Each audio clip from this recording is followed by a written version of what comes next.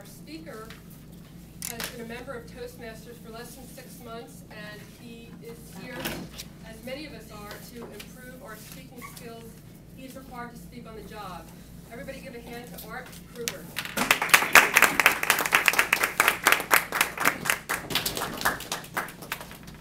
Good evening, everyone. Madam Toastmaster, fellow Toastmasters, honored guests. My name's Art Kruger. What I do for a living is I'm an operations manager for a company in New Jersey that does underwater cameras, binoculars, and other accessories.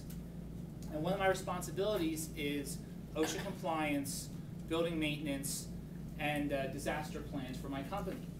And one thing I've dealt with over the years in different jobs is being prepared for an emergency.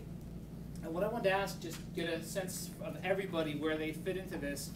How many here, with a show of hands, knows where the 2 closest fire exits are? In this building? From this room. If there was a fire in the announcement right now, who knows where the 2 closest fire exits are?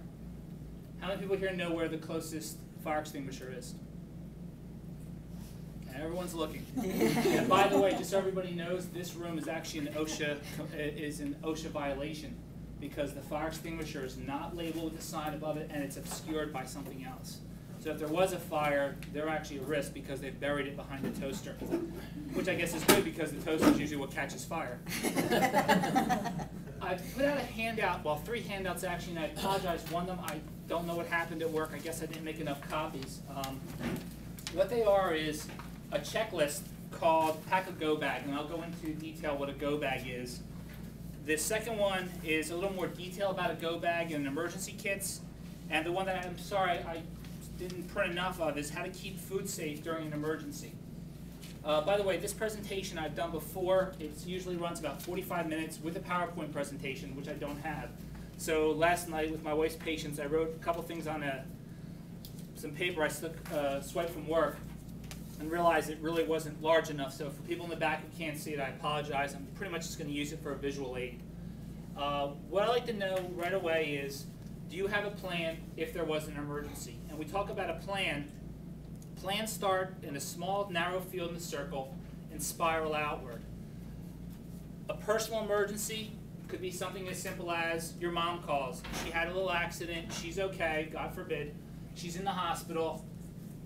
You have to go from work to the hospital. You're in your work clothes. Maybe you've been wearing the same clothes for 8 hours. You might be in the emergency room all night. Not that I've done that several times. And if that's the case, are you prepared if you had to run out? Do you have your medication that you normally take with you, an extra one, in case you're there for 12 hours? So that's your small personal emergency. The next you may have is an evacuation emergency. There's a fire in your home. I live right down the road here near the RA train tracks. CSX runs railroads that have chemicals. If there was a chemical leak and we had to get out of the house, how long would it take for us to get ready, to grab my son's stuff, to get out of the house? Next would be a severe emergency. That could be something like a snowstorm hitting and you can't get out of your house because there's 36 inches of snow in front of your door. There's a power outage. Water got contaminated. Something spilled nearby the reservoir, and now your water's polluted. Where to get water on short notice? The next would be something like an extended emergency. This could be, again, God forbid, but something like the 9/11, 3 Mile Island. You have to evacuate. Where do you go? Short notice. Who are you going to stay with? What's the plan? You're at work. Your son's at school. Your wife's over at your mother-in-law's. Where do you all get together? Where do you rendezvous? Where are you headed? What's your escape route? The next would be, I kind of add this to my wife smirking at me. I call it end of days SLG&M. Send lawyers, guns, and money. I won't say what the other initials stand for. What kind of emergencies? Volcanoes, earthquakes, floods, fires. Who knows on April 10th of this month what nearly happened? 2-mile asteroid went 23,000 miles between Earth and the moon's orbit. Close call. Disasters can happen at any time with short notice.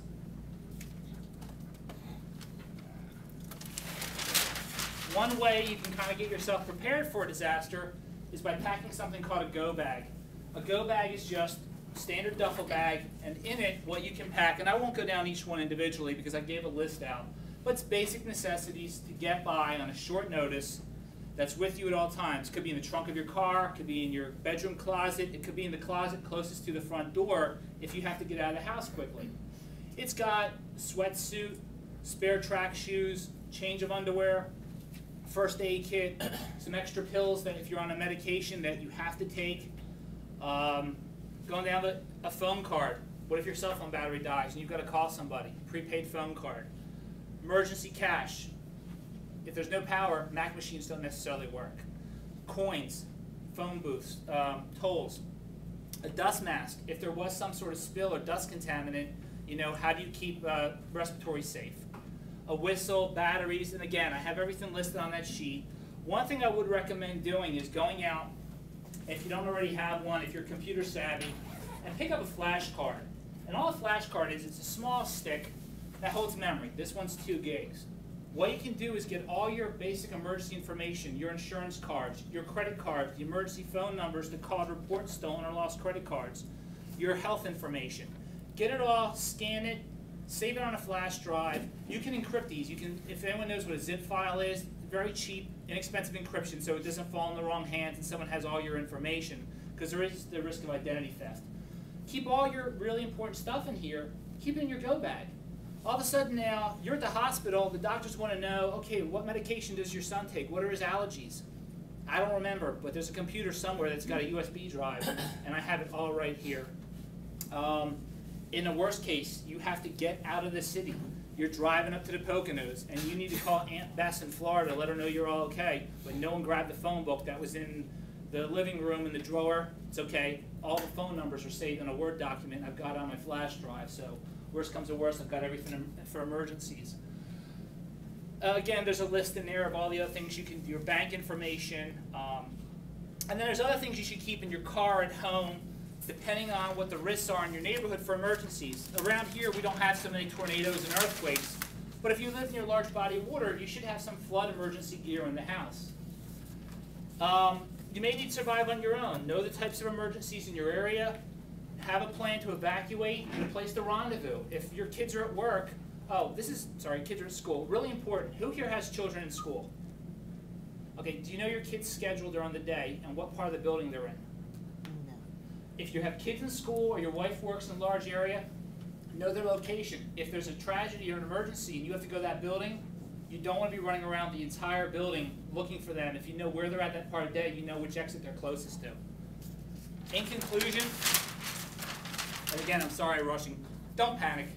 Have a plan, know what your plan is, and stick to it. The worst thing you can do is panic.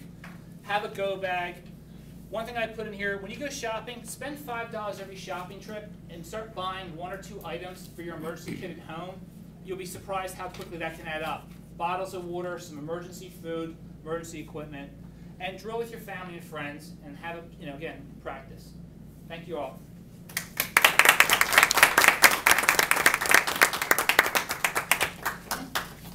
Folks, I know this is over, but just one thing I just want to add. Does anyone recognize one of these? It's an old-fashioned corded phone. How many people here still have a landline? How many people have a corded phone or they have a wireless phone? In an emergency, you should have at least 1 corded phone in the basement. One reason, power failure, your battery dies on your cordless phone. The other thing with these phones is they don't need power. If you have a blackout, the phones still work. And also 911 or 911 knows your location from the phone. If you're on a cordless phone, it doesn't always transmit properly. So just for a safety feature, it's really important. All right. Thanks.